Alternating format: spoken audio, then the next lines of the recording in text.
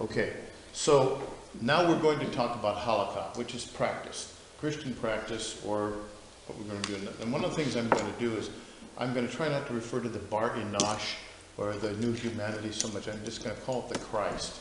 Because as long as you understand what I'm talking about when I talk about the Christ, I'm not talking about someone out there. I'm talking about something that we're all part of, and it's within us. And we're within. Okay.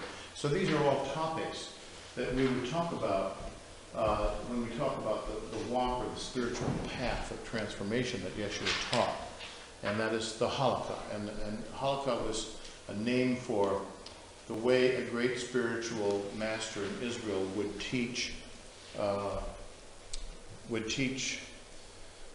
people how to behave, how to interpret Torah, how to put into practice the things that would be keeping proper mitzvot and all this sort of thing. And it could be very legalistic, or it got into, in the wisdom schools, it got into ways of life and ways of living. So in Yeshua's case, he was not teaching people a whole lot of rules derived from the mitzvot so much as he was teaching the rules from wisdom, and they're rooted in scriptural rabbinic ideas. First, we have to talk about the name of God, Hashem, the name of God. The name of God is given to Moses, and it's not known how to pronounce it. It's not pronounceable. And it's Yod-He-Vav-He. It's known as the Tetragrammaton, the four-letter word. The name is received by Moses when he is in the presence of the burning bush.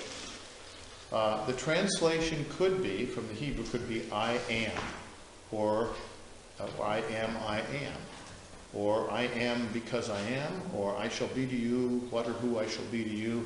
There have been a lot of things, but I am is the main thing. And so in John's Gospel, whenever Yeshua speaks in Greek, instead of saying I this, it says, when he says I am the vine and so on, it says ego eimi, which is is an overstated way of saying I am.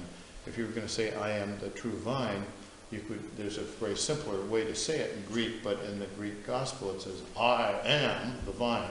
And so it's a very conscious reference to identifying Yeshua with the I am, the great I am.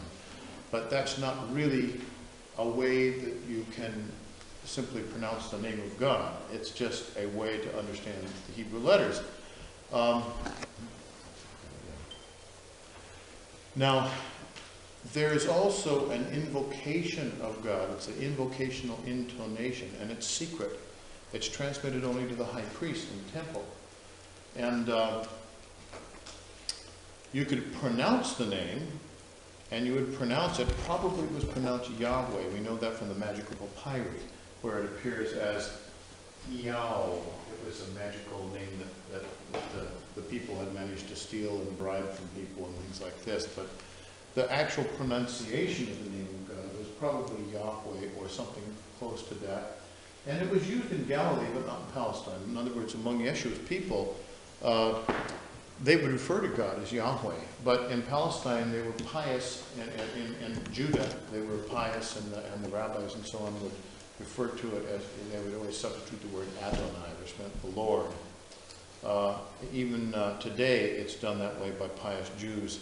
But Yahweh can be read and spoken as Adonai, and then you can take what later was developed as the Hebrew pointing, which is the alphabet, and you can point these letters with the vowels for Adonai, and then you get Yahovah, which becomes Jehovah to the Protestants, but it's not a word, it's just a hybrid name that has nothing to do with how it was pronounced or how it should be. So the medieval Protestant Jehovah is a hybrid non-name of God. It's used all the time. It's considered impious to write or pronounce this by observant Jews, and so they will even write God this way, G/D, to indicate that piety. Whenever the scriptures were recopied, then whenever they came to the name, the Tetragrammaton, they would stop and wash their hands and all this kind of stuff. That was one way that they had of keeping everything very well and carefully transmitted. Now, the high priest, however, intoned the name. Hashem once a year in the Holy of Holies. That's the innermost sanctuary of the Temple of Solomon on the Day of Atonement, Yom Kippur. And he was taught the secret pronunciation, the secret intoning of the name. According to the church historians, Yeshua's brother James, Jacob, or Jacob, he once served the role of the high priest in the Temple of Solomon for the Day of Atonement in place of the highly despised Roman-appointed high priest, because the people hated him and there was so much political uproar at that time in the city that they decided they would have a popular person who was of a priestly family and would have been qualified to be high priest to do this. It was a time of extreme Jewish revolutionary volatility because everybody universally revered Yaakov, the brother of Yeshua, not just because he was brother, because he was a great saint. In fact, Yeshua says in the I don't know if it's the Gospel of Thomas, the Gospel of the Hebrews, that we have fragments of. Peter or someone asked him, to whom should we go after you are gone? And he says, after you are gone, you shall go to James the just. You shall go to my brother, for whom heaven and earth was created. So he had very high respect for his brother. He, like Yeshua, was of a Jewish priestly lineage, and the main reason he was murdered by the Sadducees, he was pushed from the temple wall, and then his broken body was beaten with a fuller's club, which may have something to do with the legend of Hiram Abif, we don't know. But because he was also was associated anyway with masonry or carpentry, not carpentry, but masonry, stone masonry, as Yeshua was. But the reason he was hated by the establishment was because that he was, the Romans insisted that he do the Day of Atonement that day and pronounce the sacred name. And that made them extremely jealous of him. And he was universally known to be a great saint. So this is all evidence that he and Yeshua knew the high priestly intonation of Hashem, of the name. And in my novel, you will find Yeshua intoning it and using it for special purposes. This is Hashem, that name, or Jesus referring to it as the name is Hashem, is in Hebrew is how you say the name. But is that the secret word? No, it's not a secret word, it's an intonation.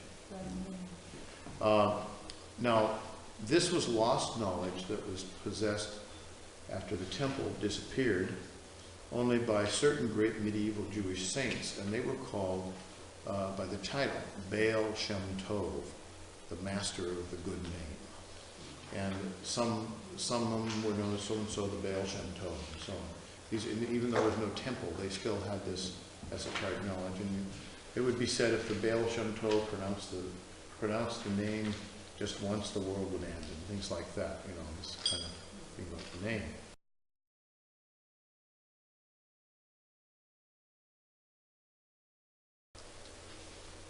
Yeah. Okay. Now, notice that there are a lot of things about the name. You can put the name into this form. This is in the form, anthropomorphic form. Yod, He, Vav, He. This is the way that in Kabbalistic things they very often represent the name of God as the image of God within each being. Now, calling upon God by name was a way of invoking or evoking Godhead as a thou. I and thou, as God transcendent, as the vast-faced God, as a way of calling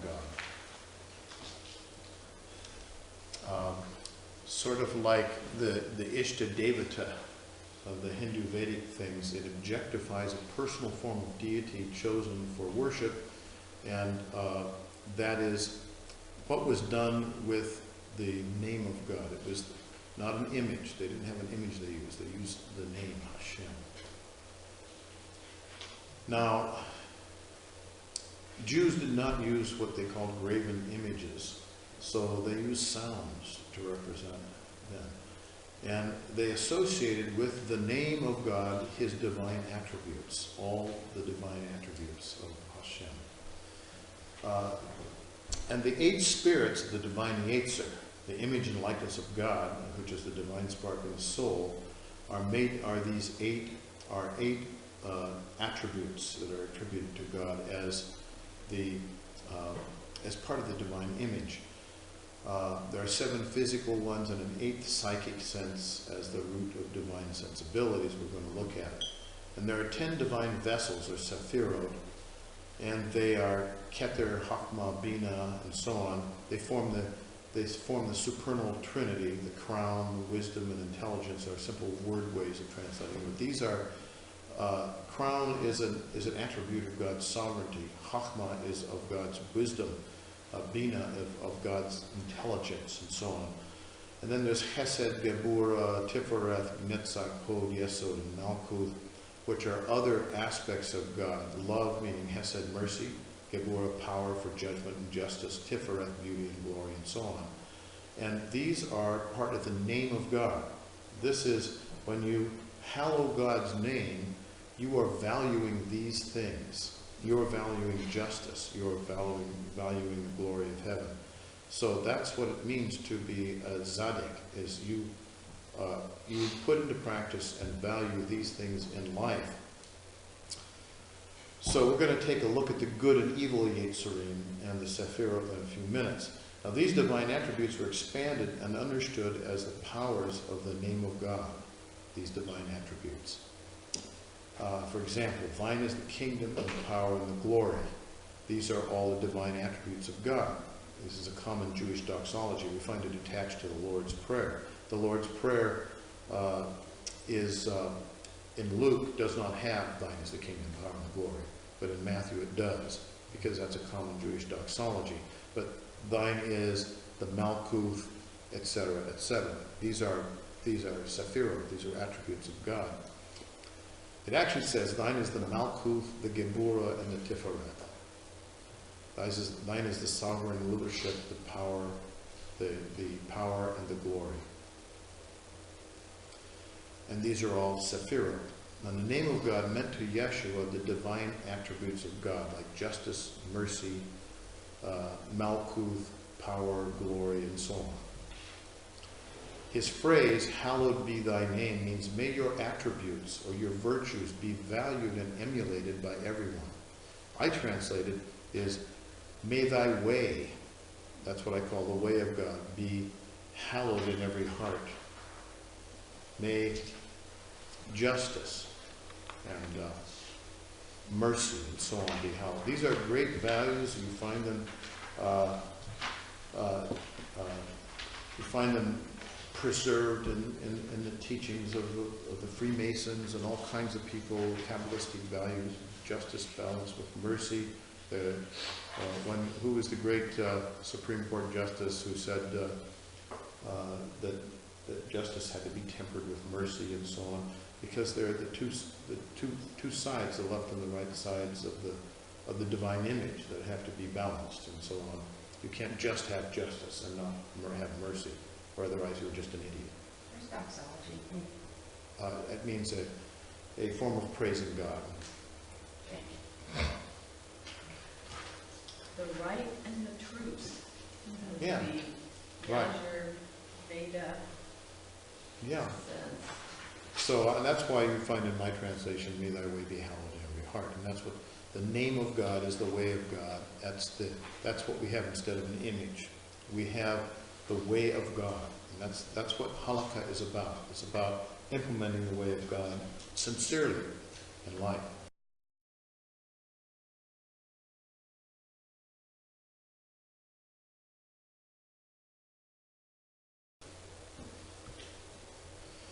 Now, Torah was the way of God in the Messianic age. Torah is, Moses, remember, came down from the mountain, and he had the covenant, the covenantal agreement with Israel, from Yahweh, but everybody was out worshiping the golden calf, and he got mad and he smashed them. And then he went back up the mountain and got a second set of tablets. And these tablets were a little different. They had things like, thou shalt not. Because you screwed up the first time. So within the story, the first law was broken to pieces by Moses' anger. But that law in the Messianic age is really inscribed in the heart. It's known by those who are Christ and becoming Christ, and known by the new humanity. And this Torah is the covenantal obligation of God's people to receive the blessings of God. I'll explain what a covenant is. It's a mutual agreement, person to person. It's like a business thing. Husband to wife, like the marriage ketubah. Parent to child, king to subject, tribe to tribe, nation to nation. It's an agreement that says, I'll do this for you and you do this for me. It's mutual. It isn't a one-way thing.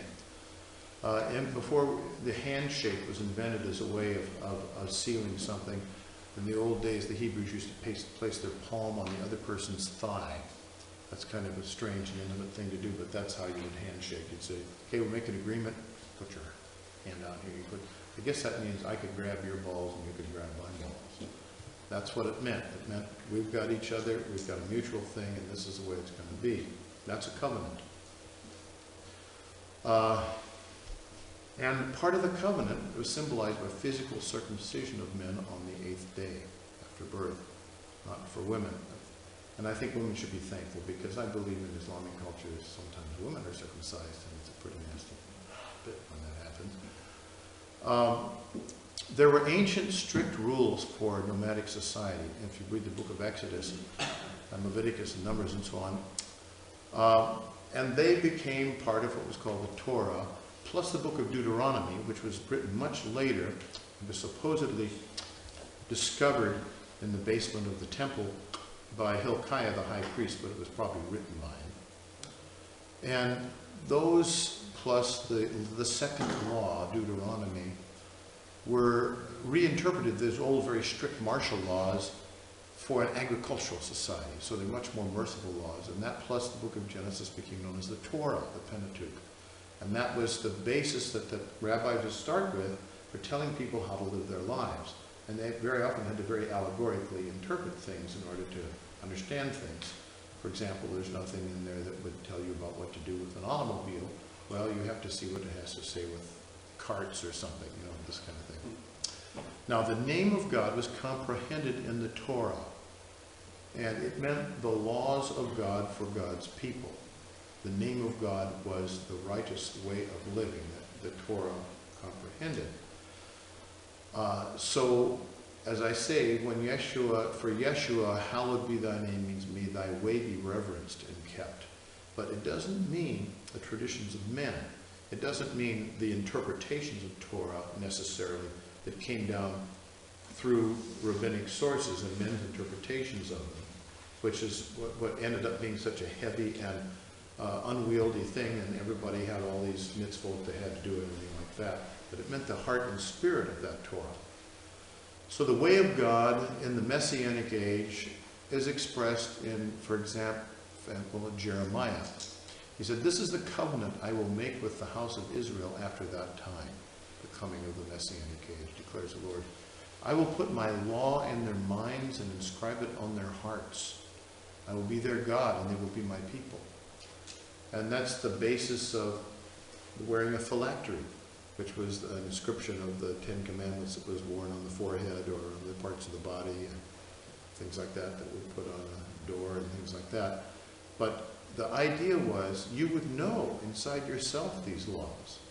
They would be inscribed in your heart. So there's the 10 Commandments on the phylactery, that's what's written on there? Yeah, that's what's in the mezuzah and things like that, you know. Now, Paul, and the writer of Hebrews quotes this twice, and Paul quotes it once. It's the basis of the Pauline, what we call antinomianism. Paul is saying the old law is no longer what we need to do. The old law, by that he doesn't mean the laws of God. He means all the interpretations of that Torah that were put down by the rabbis who added all their interpretations to that. And that circumcision was no longer required for the Gentiles because you had to have circumcision of the heart. If you have a circumcised heart, then you are a member of the covenant. What does that mean? Well, that means that they open up your chest and they cut out some. No, I don't know. No, your heart is not thought of as an organ.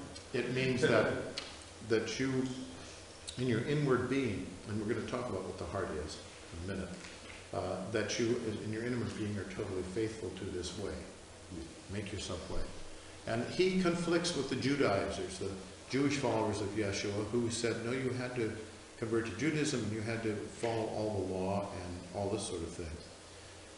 Yeshua was not antinomian. He followed the law. He did all the things of Torah as he understood them in his tradition in Galilee, which is very different than the Judean traditions, which were very strict and very legalistic. But he understood it as the spirit of the law, what the law requires. He could see into the law to see what the real spirit of God required, which was justice and mercy and so on. So the spirit of the Torah lives in the heart as what we call the Yetzer HaTov, the good Yetzer. We're going to look at that in just a moment. It was actually in a lot of early Christian writing and things, it was considered to be the first tablets of Moses that was broken because people weren't ready to receive it. So Yeshua's halakha interprets the messianic interpretation, for example, of Hillel, who, as opposed to Shammai, was very strict. Hillel was much closer to the messianic Christians in their view of things. And Hillel said, do not do unto another what you would not have done unto you. And Yeshua takes that very consciously, turns that around and says, do unto others as you would have them do unto you. And there's a lot of this kind of, he's very familiar with the rabbinic schools and rabbinic interpretations and things like this. And he takes them another step. He takes them to the next level, if you see what I'm saying. So the Yeshua's halakha was not something that was a rejection of Mosaic law. In fact, there's one quote that says, until heaven and earth pass away, not one jot or tittle of the law shall pass away. But rather it was a radical new understanding of law in the Messianic age, the law that was written on the heart. Yeah, I just wanted to clarify. Hillel said that when somebody asked him to please stand on one foot and recite the whole Torah, and this was his response, was this one line. So basically the whole Torah in Hillel's view was this one line. That so, thou shalt do not do unto others what you would not have them do right. unto you. So Master Jesus was basically paraphrasing that and saying, yeah, this is the whole Torah. You've got the whole Torah here.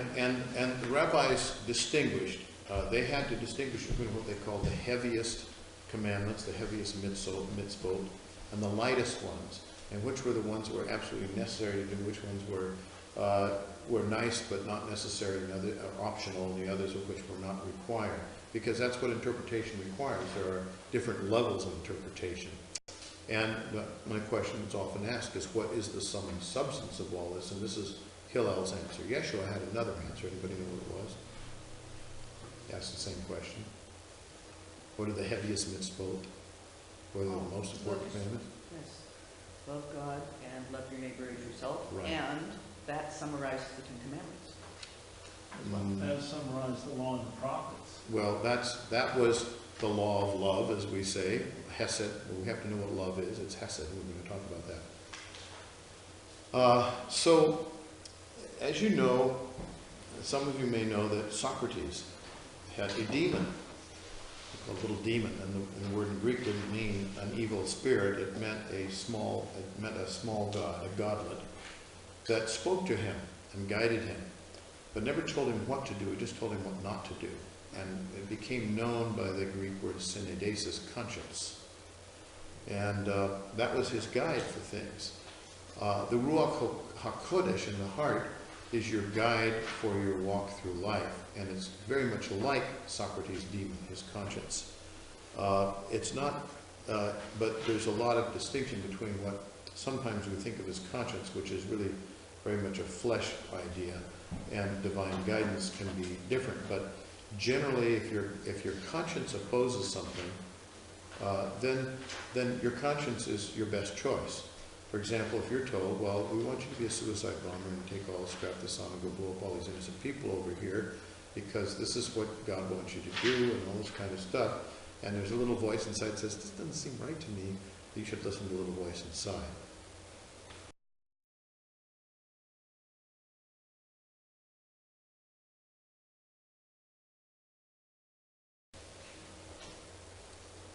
Now, when we look at the halakha of Yeshua, Jewish halakha was what Yeshua very often called the traditions of men, which he looked down upon. You've heard it said in old times, but I say unto you. He's not putting down the law of God, he's putting down the interpretations that men have put on things. This was the oral interpretation of the ancient Torah that was made for the Hellenistic Jews that became books and books and books full of things, how you had to serve food, how you had to do this, what you could eat, when you could eat it, and so on. The prophets and the sages, who were called the Sopherim, also interpreted these things, and they interpreted it in the wisdom schools, and they came up with new proverbs and new sayings. Amos talks about God's priority of righteousness over priestly ritual and liturgy. He says, and Amos is preaching against the monarchical temple establishment back in the 8th century BC. He says, God says this. Now this would be considered one of the heaviest parts of the Old Testament. This is something you would have to take very seriously because God said, Yahweh said, the Lord said, I despise your religious feasts. I cannot stand your assemblies. Even though you bring me burnt offerings and grain offerings, I will not accept them. Though you bring choice fellowship offerings, I will have no regard for them. Away with the noise of your songs. I will not listen to the music of your harps, but let justice roll down like a river, and righteousness like a never-falling, never-failing stream. This is a society in which the small wealthy class was literally just oppressing most of the people with taxation and with unjust laws. And this sensitivity to justice that the prophets had, very strong sensitivity, was something Yeshua was very keen about. When I was in my anti-war days during the Vietnam War, and I was working in the anti-war movement, just about all the people I was working with were Jews, but they were not practicing Jews. They were, alienated Jews. They were the real Jews, the ones who practiced justice and things like that. They weren't concerned with all the ritual and all that kind of stuff. And this is the kind of thing, the essential, that the prophets got down to, and this is the kind of essential that Yeshua was talking about. It took precedence over ritual and liturgy and traditions and all this sort of thing. So he applied the prophetic priority of righteousness, which always trumps ritual in the traditions of men.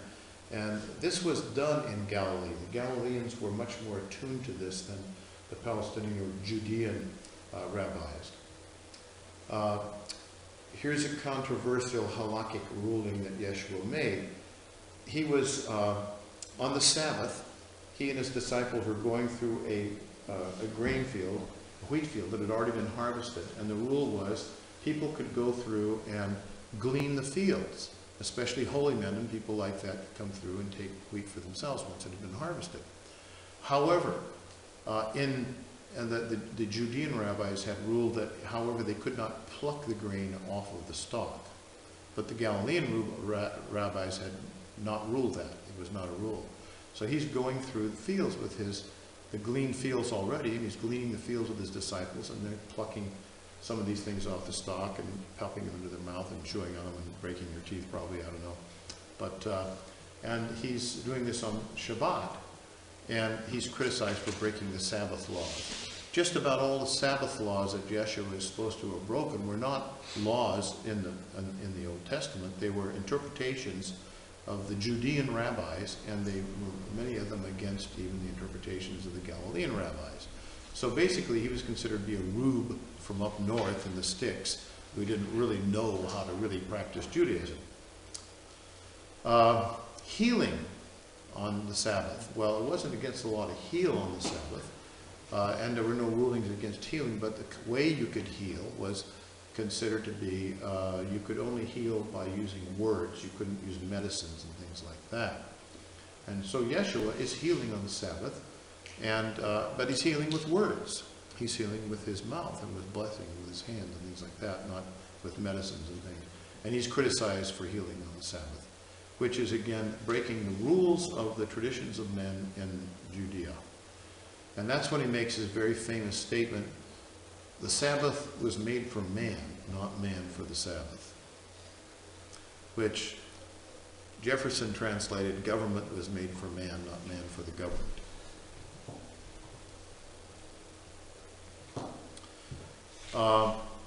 There were the Korban laws. There was a halakhic Korban sacrifice. If you take something and make it sacred, you give it to the temple, then it's good no matter what it is, if you give it, even if you've robbed it from somebody, if you give it to the temple and becomes part of the temple treasury, it's blessed, it's good, it's Korban, it's immune. And what people were doing was taking their aged parents were suffering and not having enough food and not having enough to live on, and they didn't want to support the parents, so they were taking the money, donating it to the temple to make merit for themselves in heaven, and therefore not taking care of their parents. And Yeshua was outraged by that. He has some sayings about that, as dishonoring parents. But he is rooted in Torah and the Torah interpretation. He was a master of Torah interpretation. And most of his stuff that is interpreted by the Gentiles in the New Testament as being antinomian, being against the law, no. He interpreted the law in the right way, in the right spirit, with justice. So he was a master of this kind of interpretation. His stricter halakha was not about when you did things and what kind of food you ate and dietary things, and it was about inner purity. When the self-righteous Pharisees would strain their soup before eating it in order to make sure there were no gnats or anything in it, so they wouldn't be breaking laws of Korban. And he said, well, you strain at gnats, but you swallow a camel. Camel was considered the most unclean form of food. You would never eat a camel. And what he is saying is what this camel they were swallowing was their self-righteousness and thinking they were better than anybody else. The word is translated in the New Testament as hypocrisy. There is no such word as hypocrisy in the Aramaic language. Hypocrisy comes from the language of the theater, which was done among the Greek. It meant a play actor. There were no play actors in Israel. We had no words for it. The word that he used was bi'anoth, which meant to take nose at, turn up your nose at, to think you're better than. So every time you see the word hypocrisy or hypocrite, calling somebody a hypocrite, he's saying, you stuck up, think you're better than everybody else type of people. You know, you're self-righteous son of a bitch, you know, type of thing. That's what he didn't like. And so he criticizes, his stricter halakha was interior. It was spiritual and about purity. He criticizes them for washing the outside of the cup when they should be actually washing the inside of the cup. He says it's not what goes into a person that defiles him. It's what comes out of him that defiles him or sanctifies him. So he takes it to a whole new level. He says, unless your righteousness and your purity exceeds the observant Pharisees, you cannot enter the Malkuth. That means, unless you are following the true way of God, which is righteousness, purity, and truth, not a bunch of hypocritical stuff that think you're accumulating merit and you will be better than other people and they'll go to hell and you'll go to heaven and all that kind of stuff, then you're in trouble. You're not going to make it into the Malkuth because your righteousness has to exceed that. It doesn't mean by being more strictly observant. It means by understanding the spirit of the law, and that's written on the heart for those in the Malkuth. So, Yeshua was an observant Jewish sage, but he interpreted halakha according to prophetic righteousness and purity. Yeah. Where do you get with Reka, where do you get that to being murder? I've never seen that. Oh, yes. Okay. Yeah, I should say that. He said, he was talking about this higher righteousness. And he said, if you call your brother a fool, well, the word is raka, which means you're an idiot, you're a stupid fool, you know, something like that, then you have committed the same crime as committing murder. And what he's saying, and he's speaking in his usual hyperbole, is he's saying that you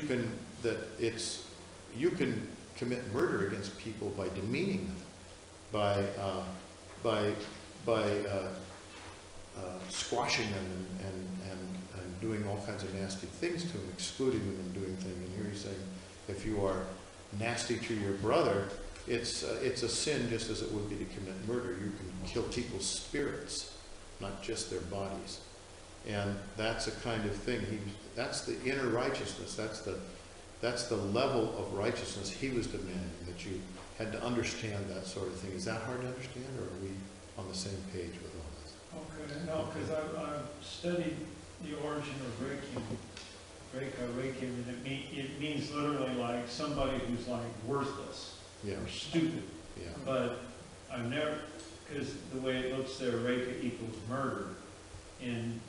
But what you're saying is that calling somebody Reiki is like murdering them, because it's like putting them down. Yeah.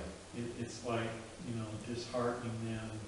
It's just a bullet to jog my memory. It's like psychologically killing. Yeah, okay. Well, I know that's. Yeah, killing a person's spirit is a form of murder as well.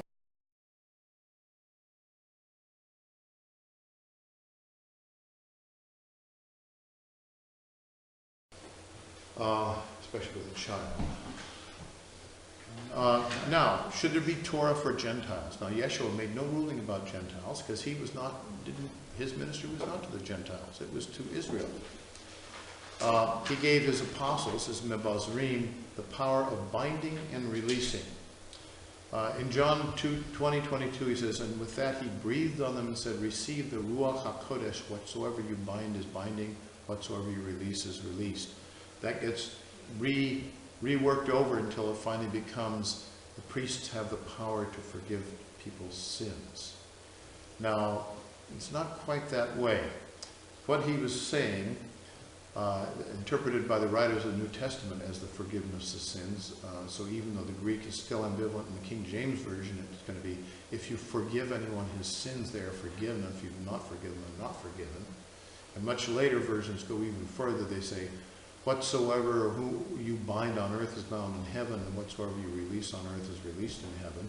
You have the power to excommunicate, you have the power to bless, you have the power to all this. But that's not at all what he was talking about. This became the basis of Catholic and Orthodox priestly power to forgive sins and curse people and do things like that.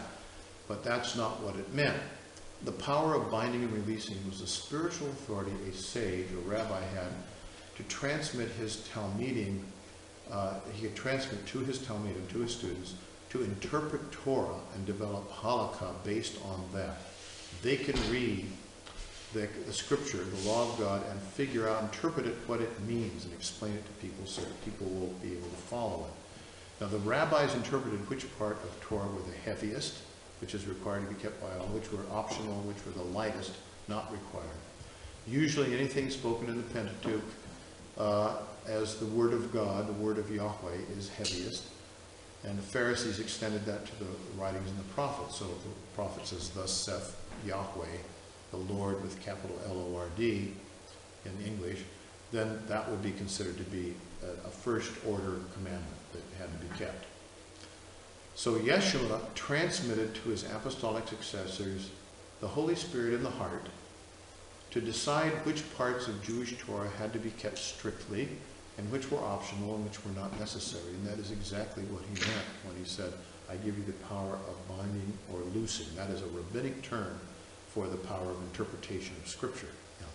You don't think it had any application to what you were talking about earlier in terms of exorcism, in terms of releasing people? No. That was an entirely different thing, and he gave that to 72 disciples, not just to his inner. But that's not what binding, because binding and releasing sounds an awful lot like magical work. Well, but it's not. It talks about which laws are binding upon you and which laws you can be released from having to do. It's a rabbinical term.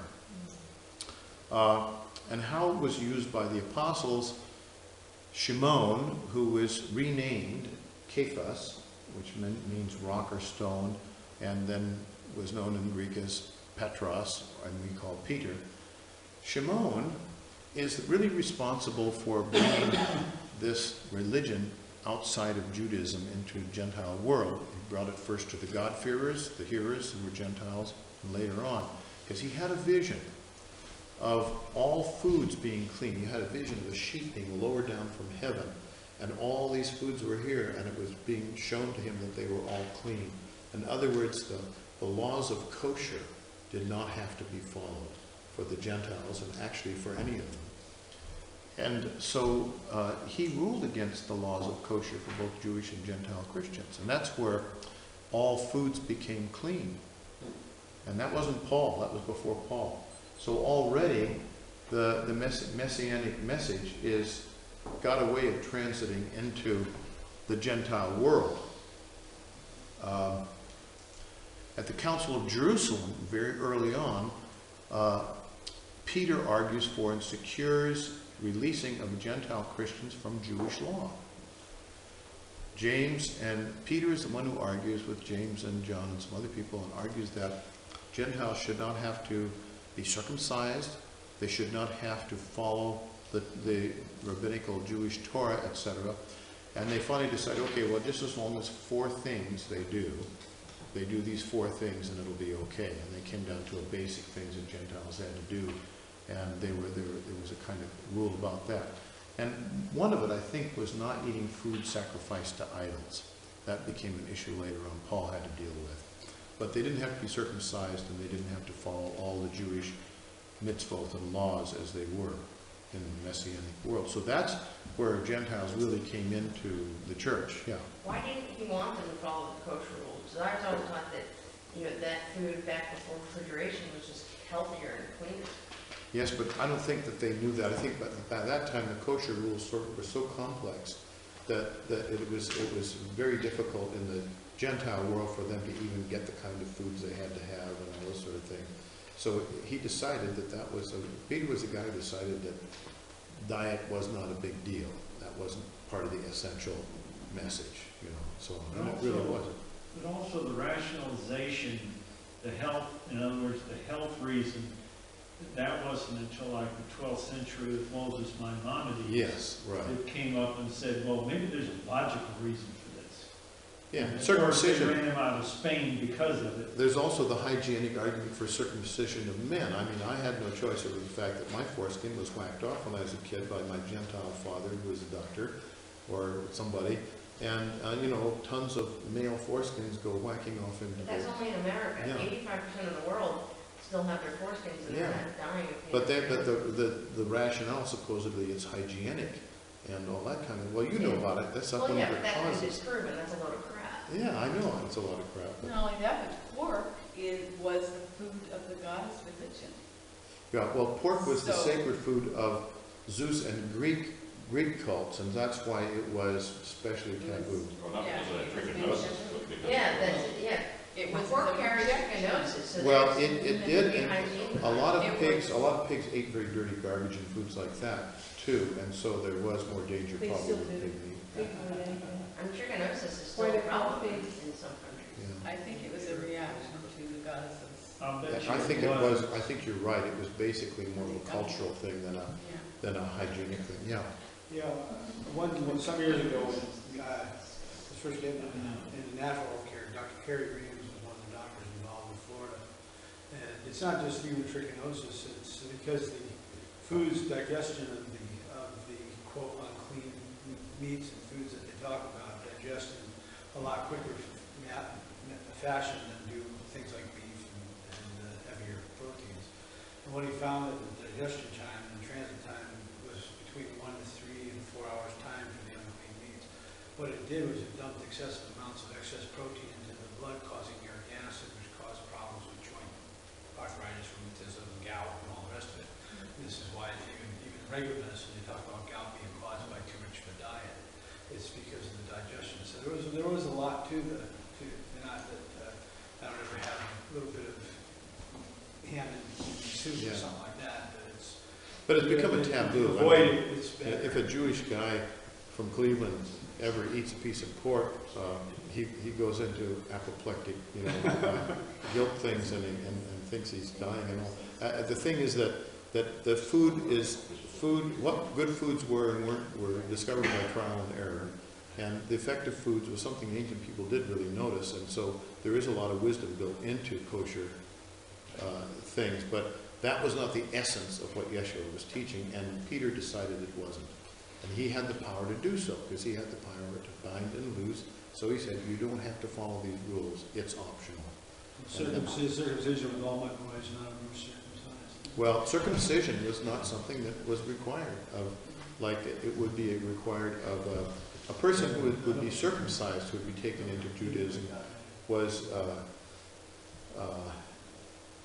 the only way that a person would be taken into through some Jewish sects who would go ahead and do that and try to get people. It was not a mass thing that was done, and so they decided it was not that important because the prophets talked about being circumcised in the heart. It's really a matter of intent. It's just like when you do your offerings, you can do astral offerings. You don't have to have your bread and your cups in order and everything like that. So let's go ahead. Paul, who was trained in the rabbinical school of Gamaliel, applied the rabbinic binding and releasing to the logia of Jesus when he transmitted a halakhic interpretation from the mouth of Jesus, such as, "It is better to give than to receive," which you won't find in the Gospels. It's only in Paul, but it's an authentic logia of Jesus. And he declares, "The Master said, not I," meaning it was the heaviest. But when he renders his own opinion, he says, "I say, not the Master." He makes a distinction. He's a rabbi. He knows how to distinguish between the heavy. So whatever Jesus spoke in Paul's mind was heavy. It had the force of a commandment. And then he would distinguish to whom had said what he said and what he didn't say. And Paul said some pretty stupid things. Like he said men should not wear anything on their heads when they worship, which would be big news to Jewish men today.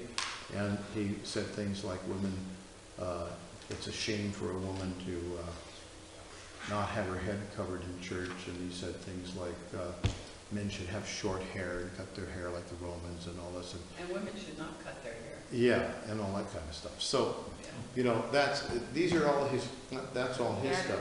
But when he delivers an opinion of the Lord, he said, "The Lord said," or, and I, you know, but he might say, but I say, but I believe I have the Spirit, you know, or something like that. But he'll make that distinction. It's a rabbinical distinction.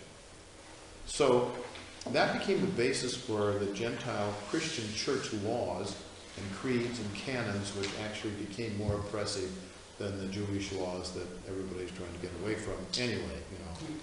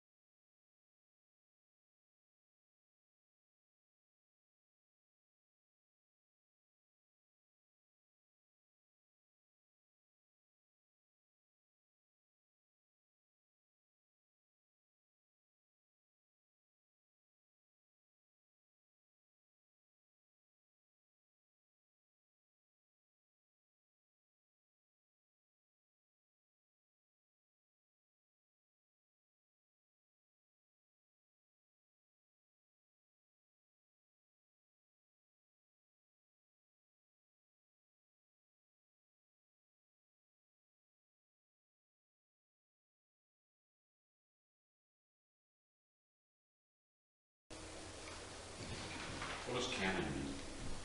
A canon simply means rule, a measure. So if we compare, I want to do a quick comparison of morality and halakha because they're different. Social mores are tied to cultural consensus customs, and there are some positive things about it. They stabilize society, they protect people from evil things, thou shalt not this, and so on. But there's a lot of negative things that happen from morality as well. They institutionalize taboos very often. They promote social guilt, cultural self-righteousness. They promote judgment and condemnation. And cultural morality itself would include things like dress codes and body types and foreign customs and races and things of what a beautiful body would be, what it wouldn't be. Subordination of the sexes, gender subordination, sexual variation, language. All these are things that are part of cultural morality, food taboos and so on. But the Messianic halakha that we're talking about is about eternal divine spiritual realities. And this is like justice and truth and that kind of stuff. And it's inscribed in the heart. The heart is considered to be a tree. It's part of the image of God, which is a tree. It's the image of God. And the positive things about it is it stabilizes and liberates your soul. And it's an interior knowledge that is a guide for how to manifest the good Keizer, the image of God in life, how to put out and sanctify yourself with these actions. And it's a thou shalt thing. It's not a do not do what you don't want others. It's a do unto others as you would, and this sort of thing. So it's a very positive kind of idea. But there are negative things, and I want to point out what there are about how it was used and how it was used in the church. It can end up with dry and habitual and neurotic rituals. The mouthing of prayers over and over again. The Lord's Prayer was given as an example of how you might pray and for what you might pray. It wasn't meant to be rigorously repeated word for word as over and over and over and over again like a mantra. It can also reinforce neurotic guilt. You can get so hung up on what you regret and your sins and your guilt, you can end up with psychological problems. Freud had a lot to say about that. He had to deal with a lot of that in Victorian era. It can result in spiritual self-righteousness. I'm achieving any merit, you're not, and so on. And it can promote judgment and condemnation, just like social morality. And in fundamentalist religion, which, remember we have the warning from Paul, the letter kills, but the spirit gives life. Literal interpretation is a bad thing to do, especially when you have someone like Yeshua who's speaking in hyperbole all the time. And very often in churches will substitute social morality for halakha. You know, in a lot of the fundamentalist churches today, abortion is the crucial issue. Whether you're a Republican is a crucial issue. You know, this is crap. You know, this has nothing to do with the teachings of Yeshua. And Paul was guilty of this kind of stuff. He talked about, he rendered opinions about the length of hair and how it should be cut, and the gender and covering your heads, and some things about food taboos he had to say. And in the Pseudo-Pauline, the later Pseudo-Pauline epistles, we have a whole lot of anti-feminism, the whole business, I do not allow women to speak in church and all this kind of stuff. So this is how Messianic halakha must not be confused with social mores. When we start talking about halakha, we're going to talk about what it is. Now, a Talmud is a disciple. It's Greek mathetes in the New Testament. It's a disciple who learns and follows the halakha of a spiritual master. That's what a disciple is. Mar is for, it means a master or a teacher. But in the New Testament it becomes translated with Kyrios, which we translate as Lord, and confuse that with Adonai, meaning the Lord of the universe. And so Jesus is not just the master Jesus, he's the Lord of the universe Jesus, Kyrios Christos. And a Jewish spiritual master would be known as a Rab or a Rav or a spiritual great one. And Yeshua was called Rabboni, my great one, our great one, and so on in the New Testament. And the later term rabbi, my great one, became the title of a spiritual leader in Judaism. But the problem is it's translated in the New Testament as Kyrios. And it was used to translate Hebrew Adonai, which was used only for God. And so it was a word used by pious Jews in place of the Tetragrammaton. And Gentile Greek Christians viewed Yeshua as a god, like Adonis, who was a West Semitic dying and rising god derived from Tammuz in parallel to the Egyptian Osiris. And so they used the Greek Kyrios, meaning Lord of heaven and earth and God Almighty and all this sort of thing. So that's how Jesus got confused with the Greek gods and things like that. This title, Kyrios Christos. The King James uses the capital Lord to translate Yahweh and the small letter Lord to translate Adonai. For your information, I told you that before. So Master Jesus was called Mar Yeshua. He was called the Master Jesus by his Talmidim. The name of God was probably pronounced Yahweh, and we've learned that through study of magical papyri and things like that. But that is not how it was intoned. That was not its magical use. That was just a use in conversation. The high priestly intonation of the name of God. Are you ready for this? You all ready to learn the high priest secret? You said it last night. Yes. Yeah. It's in the book. It's all over the place. It's Yahweh. And it's intoned. And it accesses, as I said, all the harmonics. And it is a very powerful word like Om, which is part of that, and many other mantric words and so on. And it is used for certain kinds of very powerful work. And it can be used for very powerful work. So it's not a secret. You're all bishops, so you get to know how to pronounce the name of God. I think that's fair, don't you? And your wives should learn, and people that are becoming bishops and things like that, whatever. But this is probably what it was and how it was done and how it's used. And we will learn some things about that later.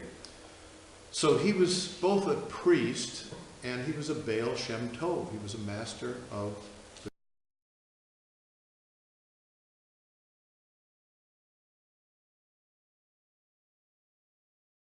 Hashem. The spiritual goal of discipleship is to become a tzaddik. That's an inwardly righteous disciple who knows and strives to implement the way of God, all the things of God, the essential nature of Torah. By righteous we mean inwardly pure and sincere and without guile. Yeshua praises Nathanael. He says, a true Israelite without guile. He knows things. He has a profound core gnosis, knowledge, manda, as it was called, in the heart, and strives continually and single-mindedly and makes a conscious effort to be faithful to these things. Now, it's not trying to be good. If you have to try to be good, then you're in a pretty bad state. If you can just allow yourself to be the way you are and you do good things, and you don't do bad things, then that's a much better way to be. In fact, it is the natural state. The natural state is to treat people fairly, to have compassion, all this kind of stuff. But we have to strive because we forget. Our attention wanders, and things come up, and attachments come up, and so on. And a tzaddik will implement the way of God. He will hallow and glorify Hashem, God's name, which is wisdom, compassion, mercy, justice, all the 10 Sephirot. In Islam, how many names of God are there? 99. In Shiva, how many? In Hinduism, how many names of Shiva? Over 2,000. Yeah. Well, we only got 10 here. We have to worry with. It's a little easier. But that's the way of God. And they are represented by the 10 Sephirot. Wisdom, intelligence, crown, that's rulership, justice, mercy, beauty, splendor, etc. This is what the image of God is in you in a Kabbalistic sense. So you cultivate the objective self-evaluation of your motives, and you value honesty and sincerity, guilelessness. You have to cultivate that. It's not too easy to do sometimes. And as I said, Yeshua said of Nathaniel, he's a true Israelite without guile. Yeah. Over 2,000 names for God, which? Well, we've got 10 names, so to speak, and In Shia, Malaki. in the Veda, there are two sources that each have 1,008 names. One is the Shiva Purana and the other is the Mahabharata. Each of them have 1,008. Theoretically, that makes 2016, but there is some overlap. And in Islam, you said we're 99. Is that correct, Gina? It is 99, but actually there's many more. Oh yeah. But, and in Yeah. Judaism, there's 72, isn't there? Well, there's more. That's There's a always later more. development. Right. But these are the characteristics of God. This is what godlikeness is and what godness is, and So that's in Buddhism, 2008, or in Hinduism. Yeah. But these are the attributes of a tzaddik, and all we're going to talk about is the 10 attributes of the classic Sephirah. And that's good enough. If you can do justice and mercy, that's good enough. Your ultimate discipleship then is not with a person, it's with God. Yeshua said, call no man your Abba. Your only Abba is in heaven. Yet we all call Father so-and-so, Father so-and-so, Anyway, an ultimate discipleship practices the halakhic principles of the divine way taught by Yeshua or other true tzaddikim. And the goal of it is the sanctification of your soul. Sanctification means to unify and purify so that you are following the impulses that come from the image of God within you. And to sanctify not only the internal world, but the external world, within and without, the earth and all souls, and all sentient beings, as the Buddhists would say. Sanctity is kadosh, holiness, purity. And the signs of the sons of God, the people who are godlike, which is a Hebrew idiom, appear in their good works, not in just their words. It's what they leave behind them in their wake. And you can tell by the fruits of the tree whether you have a good tree or a bad tree and all this sort of thing. Yeshua says a good tree does not bring forth evil fruits, an evil tree cannot bring forth good fruits, a good man brings forth the good fruits of his heart. By their fruits you shall know them. People are understood as trees and their works as their fruits. Yeshua's brother James says faith without works is dead.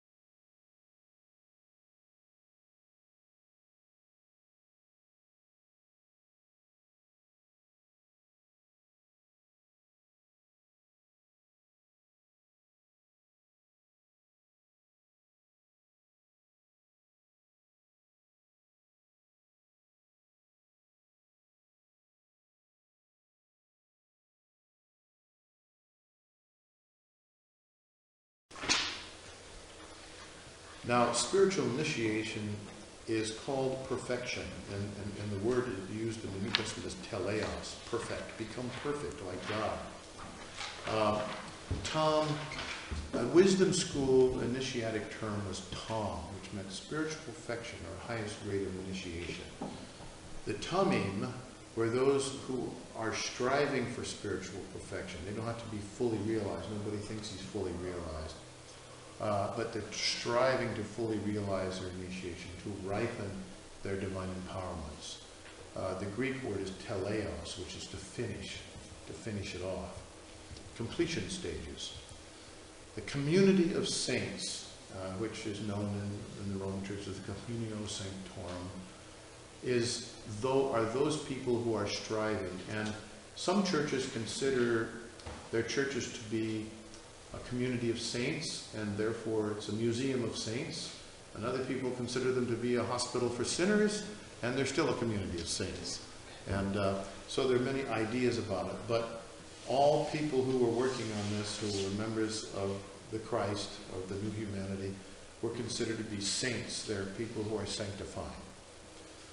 And striving for this is a precondition for following the halakha. You don't get this by following the halakha. You have to strive for this to begin with before you can follow the halakha. Yeshua said, if you want to become tam to this young man, go sell your possessions and give it to the poor, and then you'll have treasure in heaven, and then come and follow my halakha. So there is a whole preparation one has to do to follow halakha. You don't just start following it. There is a commitment that has to be made. And it is a very definite kind of thing. And that's part of becoming perfect.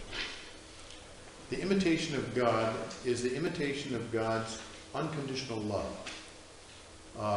God's unconditional love is tam, perfect, and it makes one a son of God or godlike. Yeshua said, be tam even as your father, mother in heaven is tam, perfect. But I tell you, love your enemies, bless those who curse you, do good to those who hate you, and pray for those who persecute you, that you may be sons of your Father, Mother in heaven. He causes his sun to rise on the evil and the good, and sends rain on the righteous as well as the unrighteous. So this is what divine perfection is. He makes no distinction of persons. His compassion is for all beings. It's very Buddhist-like stuff. Son of God is a common Aramaic term for a tzaddik, a righteous person, a Jewish saint. It's achieved through self-sacrifice and suffering for the sake of righteousness. Paul asked God, for example, to heal his illness, and God says, my grace is sufficient for you, for my power is made tam, it's made perfect in weakness. So it is through addressing our incompleteness in our non-perfection that God's power becomes perfected in us. Paul didn't like that. It was this thing of, hey, you consider your illness to be your friend, because it's helping you to become perfected. The priestly writer of the Epistle to the Hebrews says, in bringing many sons to glory, it was fitting that God, for whom and through whom everything exists, should make the author of their salvation, that would be Yeshua, tam, perfect through suffering. That was the adoptionist idea, that Yeshua became perfect after the crucifixion, that he was made perfect through by means of suffering. So suffering is a means of purification, which is a means of achieving spiritual perfection. I don't like the idea of being a martyr and suffering in order to achieve spiritual perfection, but it's kind of forced on us in places. Now we have to look at the difference between the Son of God and the Son of Man. The Son of God is a mature tzaddik of either the old humanity or the new humanity. For example, John the Baptist could be called a Son of God because he was a great saint, a great Jewish saint. A Son of Man is just a member of the new humanity, the Bar Yanash, regardless of his spiritual stature. Yeshua says, among those born of women, there is not arisen anyone greater spiritually than John the Baptist, yet one who is least in the kingdom, in the Malkuth, is greater than he is.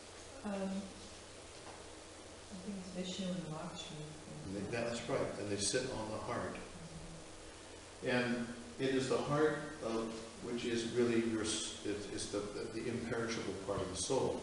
When you do Kala Chakra practices, you do completion, you do any kind of higher tantric practices, Mother Tantra, and you do generation stages, completion stages, you're bringing things into this heart until they're finally all the drops come into the heart and they come together, and then you are able to achieve the state of the Kala Chakra, the Wheel of Time, or different kinds of things of the deity.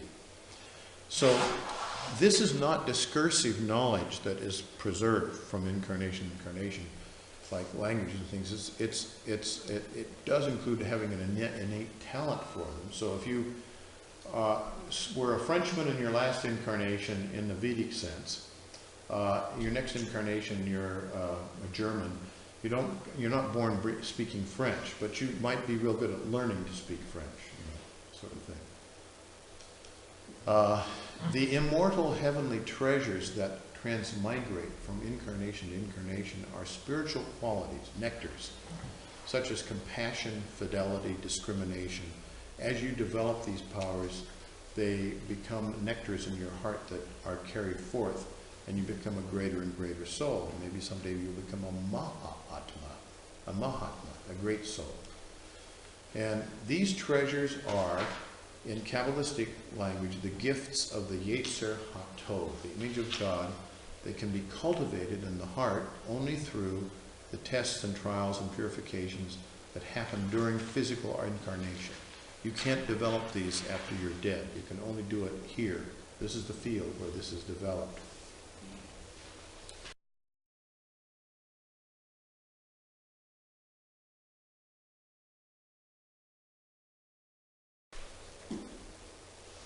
Now, we're going to take a little break, but I'd like to spend our time out here because I'd like to introduce you to heart math.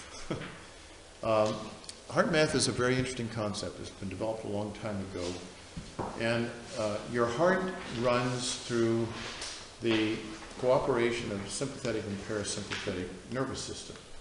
When that system is in balance, or what we call coherent, then you're operating at optimal mental, physical, and spiritual modalities.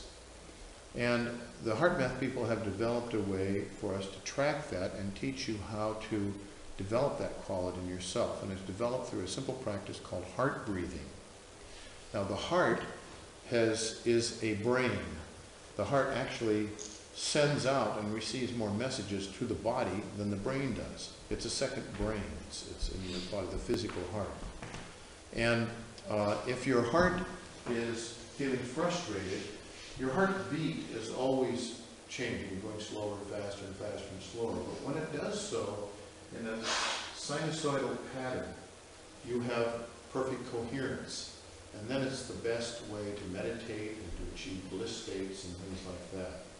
If you're like me, you've got one of these. You're sort of the wounded grail king. Sort of. If you're like Willie, you've got one of these. So I have to work on this because of my own heart and heart problems and things that I might have. So what I want to do is hook each of you up and see if you can generate from your heart this energy by using the heart breathing technique. And the way it works is this. You breathe in slowly, and imagine you're breathing in through not your physical heart, but your monadic heart center. They have you visualize right through your chest. Breath comes in, goes out. Breathing in and out.